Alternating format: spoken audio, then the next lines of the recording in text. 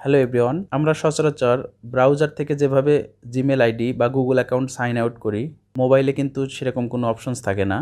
Mobile থেকে sign out করার প্রসেসটা একটু ভিন্ন। চলুন দেখে নেই অ্যান্ড্রয়েড ফোন থেকে জিমেইল বা গুগল অ্যাকাউন্ট কিভাবে সাইন আউট করতে হয় বা রিমুভ করতে হয়। প্রথমেই আপনার ফোনের সেটিংসে প্রবেশ করবেন।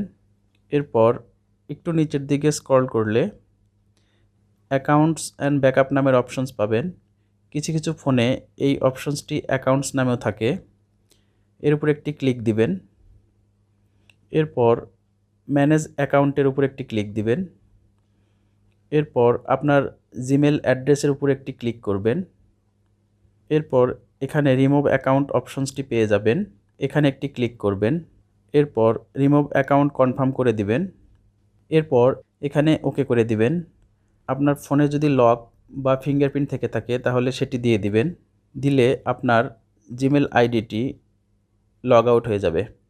এখন যাদের মোবাইলে একের অধিক জিমেইল বা গুগল অ্যাকাউন্ট অ্যাড করা রয়েছে তারাও আগের মতোই সেটিংসে প্রবেশ করবেন। এরপর নিচের দিকে স্ক্রল করলে অ্যাকাউন্টস অ্যান্ড ব্যাকআপ অথবা অ্যাকাউন্টস, যার ফোনে যেভাবে অপশনসটি থাকে তার উপর ক্লিক করবেন। এরপর গুগলের উপর একটি ক্লিক করবেন। এরপর আপনার যতগুলো জিমেইল বা গুগল অ্যাকাউন্টে লগ ইন করে রেখেছেন মোবাইলে সবগুলো এখানে শো করবে। আপনি যে আইডিটি লগ আউট করতে চাচ্ছেন বা রিমুভ করতে চাচ্ছেন তার উপর ক্লিক করবেন। এরপর নিচের দিকে রিমুভ অপশনস পেয়ে যাবেন, এখানে ক্লিক করবেন। এরপর এরকম একটি কনফার্মেশন উইন্ডো আসবে। এখানে রিমুভ অপশনসে ক্লিক করলে ফোন থেকে জিমেল বা গুগল অ্যাকাউন্টটি রিমুভ বা সাইন আউট হয়ে যাবে।